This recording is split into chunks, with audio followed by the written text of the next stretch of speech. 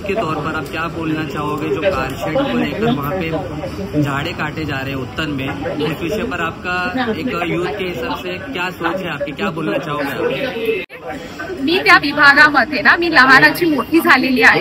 त्या डोंगरावरची झाडं, तिकडची हिरवळ याच्यामध्ये आम्ही वाढलेलो आहोत। त्यामुळे त्या झाडांशी आमचं एक नातं तयार झालेलं आहे, कारण ती झाडं आम्हाला ऑक्सिजन पुरवतात, ते आमचं संरक्षण करतात वादळ वाऱ्यापासून। आणि म्हणजे मला एक विचारात टाकणारा मोठा प्रश्न आहे की ज्या सपाट जागा आहेत, ज्या मोकळ्या जागा आहेत, त्या जागा सोडून शासन आमच्या डोंगरावर जे हिरवगार डोंगर आहे, जे झाडांनी भरलेलं डोंगर आहे, तिकडचा डोंगर सपाट करून झाडं तोडून तिथे ते मेट्रो कारशेड बनवणार आहेत। ही मोठी आश्चर्याची गोष्ट आहे की सुभाषचंद्र बोस पासून आमच्या डोंगरीच्या डोंगरावर मेट्रो कारशेड आणायला कितीतरी करोडोचा एक्स्ट्रा खर्च होणार आहे आणि शासन हा खर्च कोणाकडून घेणार आहे? आमच्या टॅक्स मधून करणार आहे।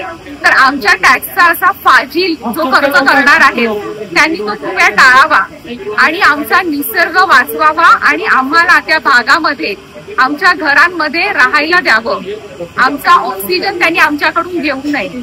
आता मीरा भाईंदर मधले अनेक लोक आमच्या विभागात पर्यटन स्थळ म्हणून येतात आणि त्यांना ती हिरवळ बघून फार बरं वाटतं, तर त्यांनी सुद्धा आम्हाला सहकार्य करावं आमच्या या लढ्यामध्ये, अशी माझी विनंती आहे। आणि या मेट्रो कारशेडला आमचा पूर्णतः विरोध आहे।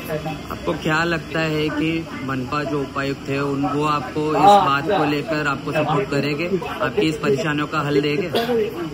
मला असं वाटतं ते देतील, कारण ते आमचे एक प्रतिनिधी आहेत आणि ते आमच्या भावना नक्कीच समजून घेतील, कारण झाडांची फक्त आम्हालाच नाही तर त्यांना सुद्धा गरज आहे।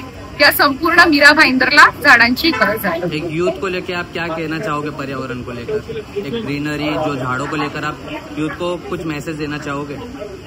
मी म्हणेन की सर्व युवकांनी या लढ्यामध्ये भाग घेतला पाहिजे, कारण जे वरिष्ठ आहेत त्यांनी त्यांचं भरपूर आयुष्य ती झाडं वाचवण्यामध्ये घालवलेलं आहे।